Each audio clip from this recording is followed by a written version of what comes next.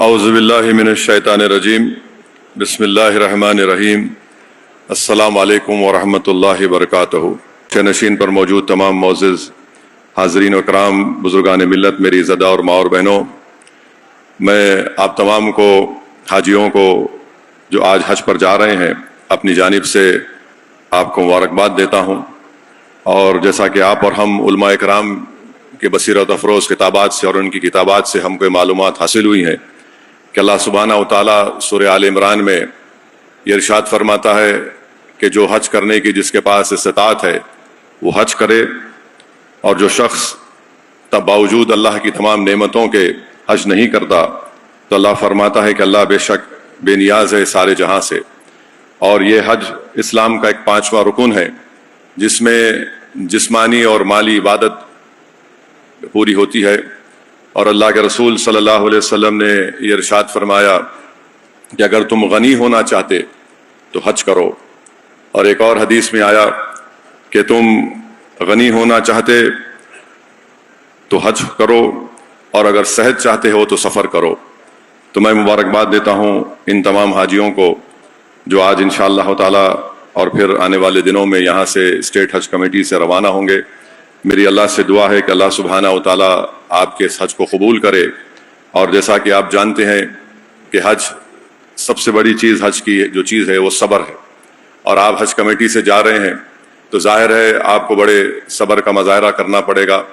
اور ساتھ ہی ساتھ میں وہاں پر ایک ذمہ دار شخص سے بات کیا جو پچھلے 40 سال سے حاجیوں کی خدمت کرتے ہیں، تو انہوں نے مجھ سے کہا کہ آپ حاجیوں کو بتائیے کہ اگر کھانا آپ کو ملتا ہے تو اس کو فوراً کھا لیجئے، اس کو شام تک اٹھا کر مت رکھیے، کیونکہ کسی ایک جگہ پر کچھ ایسے واقعات بھی ہوئے ہیں۔ اور ساتھ ہی ساتھ آپ اپنے ساتھ الیکٹرول لے کے جائیے، وہاں پر کافی گرمی ہے۔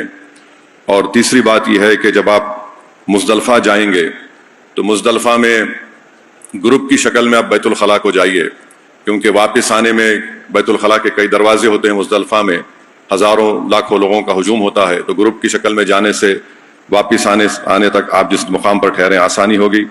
اور پھر جس دن آپ کو کنکر مارنا ہے شیطان کو، تو بہتر یہ ہے کہ آپ لوگ فوراً فجر کے بعد مت نکلیے، رکیے، تھوڑا ظہر کے بعد جا کر آپ شیطان کو کنکر ماریے، دھوپ بھی کم ہو جائے گی۔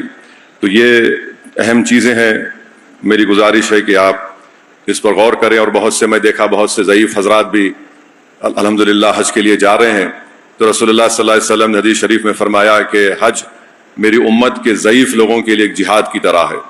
اور میرے عزیز دوستوں اور بزرگوں، حدیث میں آیا کہ اللہ کے رسول صلی اللہ علیہ وسلم نے فرمایا کہ جس نے حج کیا اور پورے حج کے تقاضوں کو پورا کیا تو وہ ایسا نیک ہو جاتا ہے جیسا ابھی اپنی ماں کے پیٹ سے پیدا ہوا ہے۔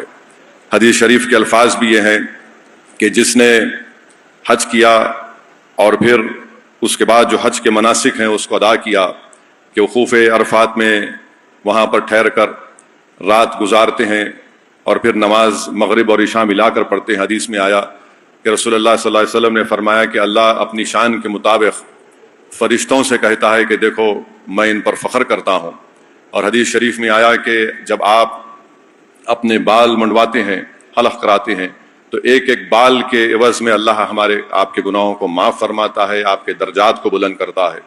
حدیث شریف میں یہ بھی آیا کہ اتنے گناہ اللہ سبحانہ و تعالیٰ معاف کرتا ہے کہ اگر بارش کے پانی کے خطرے ہو، سمندر کی چھاک ہو، ان تمام گناہوں کو اللہ سبحانہ و تعالیٰ معاف فرماتا ہے۔ اور پھر جب واپس آ کر حاجی طواف کرتا ہے کنکر مارنے کے بعد، کنکر مارتے وقت بھی حدیث میں آیا کہ اللہ سبحانہ و تعالیٰ اس کو نیکیاں دیتا ہے، اس کو اجر دیتا ہے، اس کے درجات کو بلند فرماتا ہے۔ اور جب طواف کرتے ہیں اور طواف مکمل ہونے کے بعد اللہ، حدیث شریف میں آیا کہ ایک فرشتہ حاجی کے کندھے پر ہاتھ رکھ کر اس سے مخاطب ہو کر کہتا ہے کہ اب جاؤ، اللہ تمہارے پورے گناہوں کو معاف فرما دیا۔ تو میرے عزیز دوستوں اور بزرگوں، صرف آب زمزم اور کھجور لا کر اپنے رشتہ داروں کو دینا نہیں ہے۔ حاجی جب جاتے ہیں وہ دیکھتے ہیں کہ اسلام کی سب سے بڑی خوبصورتی اور طاقت یہ ہے کہ جب ایک حاجی حج کرنے جاتا ہے تو مساوات کی تعلیم جو دنیا دیتی ہے ایکوالٹی کی، ہم وہاں پر دیکھتے ہیں کہ دنیا کے کونے کونے سے آتے ہیں لوگ، تو اسلام کی ایک اجتماعی قوت وہاں پر نظر آتی ہے آپ کو، کہ کوئی کالا ہے، کوئی گورا ہے، کوئی مختلف قسم کے لوگ ہیں، مختلف زبانیں بولتے ہیں، مختلف لباس پہنتے ہیں، مگر حج کے دوران میں سب ایک ہی لباس پہنتے ہیں. زبانیں دوسری بولی جاتی ہیں مگر حج کے دوران میں ان کی زبان پر ہوتا ہے لبیک لبیک. یہ اسلام کی ایک بہت بڑی طاقت ہے مساوات کی، جو آپ کو اور ہم کو دیتی ہے. ہم واپس آنے کے بعد یہ ہماری ذمہ داری ہے کہ ہم کالے اور گورے میں فرق نہ کریں، ہم بڑے اور چھوٹے میں فرق نہ محسوس کریں. یہ بہت بڑی پیغام ہے حج کا کہ دنیا کے کونے کونے سے لوگ آ جاتے ہیں. اور آخر میں آپ کو یاد دلانا چاہتا ہوں کہ اللہ کے رسول صلی اللہ علیہ وسلم کا آخری حجۃ الوداع کا جو خطبہ ہے، جس میں اللہ کے رسول صلی اللہ علیہ وسلم نے کیا فرمایا کہ کسی عرب کو کسی عجم پر فوقیت نہیں ہے، کسی عجم کو کسی عرب پر فوقیت نہیں ہے سوائے نیکی اور تقوی کی بنیاد پر. اور اسی خطبے میں اللہ کے رسول صلی اللہ علیہ وسلم نے فرمایا کہ اپنی بیویوں کی عزت کرو، خواتین کا خیال رکھو. یہ امانت کا لفظ رحمت اللہ عالمین صلی اللہ علیہ وسلم نے استعمال کیا. تو امید کرتے ہیں کہ ہمارے حاجی جب واپس آئیں گے حج کر کے، وہ ان تمام چیزوں کا لحاظ رکھیں گے، اپنی زندگی میں ایک انقلاب کو برپا کریں گے.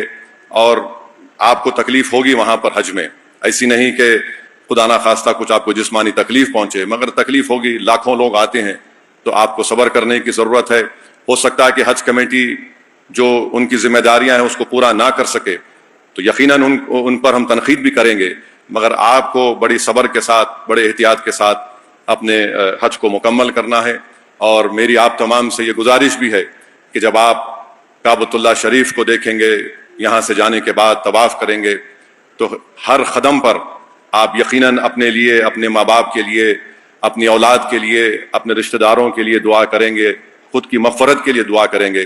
میری آپ سے ادباً گزارش یہ ہے کہ آپ اپنے وطن عزیز کے لیے بھی دعا کریے.